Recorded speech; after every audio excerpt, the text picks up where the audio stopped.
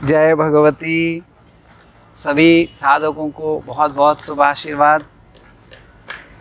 और पिछले दिनों में हमने शरद पूर्णिमा, नवरात्र, दशहरा के विषय में हमने वीडियो प्रेषित किए। आप लोगों ने बहुत पसंद किए और मुझे व्यक्तिगत रूप से आप लोगों ने मैसेज भेजे हैं। उन लोगों का सबका बहुत बहुत धन्यवाद।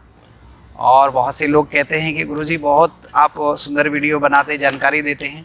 वास्तविकता में ये आप लोगों के स्नेह का ही कारण है। उस स्नेह के कारण मैं ये सब कर पा रहा हूँ। हाँ, आज हम चर्चा करेंगे कि धन त्रयोदशी ऐसा है कि हम त्यौहार तो मना लेते हैं, मिठाइयाँ ले आते हैं, दीपक जला लेते हैं, लेकिन कभी कभी उसका तात्पर्य नहीं समझते हैं। और धनत्रयोदशी लक्ष्मी साधकों के लिए विशेष रूप का त्योहार है। जैसे कि हमने कहा कि शरद पूर्णिमा में लक्ष्मी एवं इंद्र की पूजा की जाती है और धनत्रयोदशी को कुबेर और लक्ष्मी की उपासना की जाती है और दीपावली के दिन गणेश एवं लक्ष्मी की उपासना की जाती है और दीपावली के दिन सरस्वती पूजा भी की जाती है। अब आते हैं धनत्रयोदशी का विषय।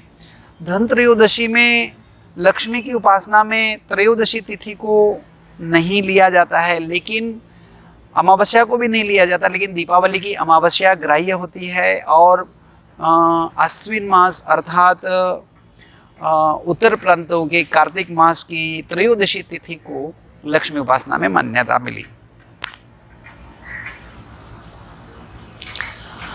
अब हम धनत्रयोदशी का महत्व बताता हूँ कि धनत्रयोदशी के दिन जो भी धनवान बनना चाहते हैं, सुखी संपन्न बनना चाहते हैं, साधना मार्ग से अपने दुर्भाग्य को नष्ट करना चाहते हैं, उसके लिए वह स्वर्ण अवसर है। दक्षिणावर्ती शंख अर्थात सीधे हाथ के शंख हो और चांदी के अथवा तांबे में या भोजपत्र पर बनाया हुआ कुबेर का यंत्र लें। 7 प्रकार का धान्य लें और चमकीला पीला, लाल एवं सफ़ेद वस्त्र लें। और उस दिन जो है कुबेर की प्रतिमा या कुबेर का चित्र ना हो तो 10 सिक्के लें। 10 सिक्कों को पीले रंग की पोटली में बांध लें। कौड़ी लें, हो सके तो पीली कौड़ी सर्वश्रेष्ठ है। एकाक्षी नारियल मिले तो वो ले लें। पीली कौड़ियाँ 16 लें और विशेष रूप से लाल चंदन एवं नाग केसर और गुंजा इसको लें और इसकी पोटलियाँ बनाएं। और उस दिन जो है धनत्रयोदशी के दिन सवेरे प्रातः स्नान करके और सबसे पहले एक चौरंग पर पीले रंग से चावल को रंग दें। पीले रंग से अर्थात या तो हल्दी से चावल को पीले कर लें और एक पीले वस्त्र पर उसको रखें और उस पर कलश स्थापित करें, पित्तल का या तांबे का। अगर जो है पित्तल का नहीं है तो तांबे के उसको हल्दी से पीला कर लें और जो एक सूत का डोरा लें, उसको पीले रंग से रंग के उसके कंठ में बांध दें और वहाँ पर पीले रंग की कौड़ियों, गुंजा और 10 सिक्के, नाग केसर, लाल चंदन की पोटलियाँ रख लें और इन वर्ष में जो भी कमाया हो वो धन वहाँ रखें और पुरुष अपने अंगूठी और स्त्री अपने अंगूठी वहाँ रख के उसकी पूजा करें और वहाँ कुबेर की प्रतिमा को स्नान कराएं और ओम वैश्रवणाय नमः या ओम वितेश्वराय नमः या ओम कुबेराय नमः, इस मंत्र का बीज मंत्र भी है, मैं आपको डिस्क्रिप्शन में भेजूंगा जिसे आप पढ़ लेना।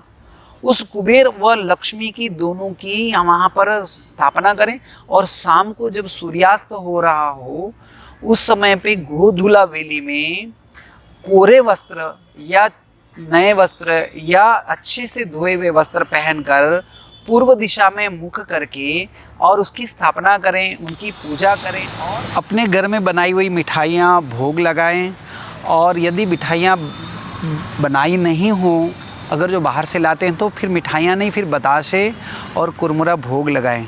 और लक्ष्मी उपासना में एक बात याद रखें कि गन्ना, बतासे, आंवले और कुरमुरा लाई यह ज़रूर रखें। और इस को रखने के बाद जप करके, और हो सके तो कम से कम 10 माला कुबेर की और 16 माला भगवती महालक्ष्मी की जप करके, और उसके बाद रात भर वैसे ही रहने दें। लेकिन जो अंगूठियाँ रखी हैं वो वापस धारण कर लें।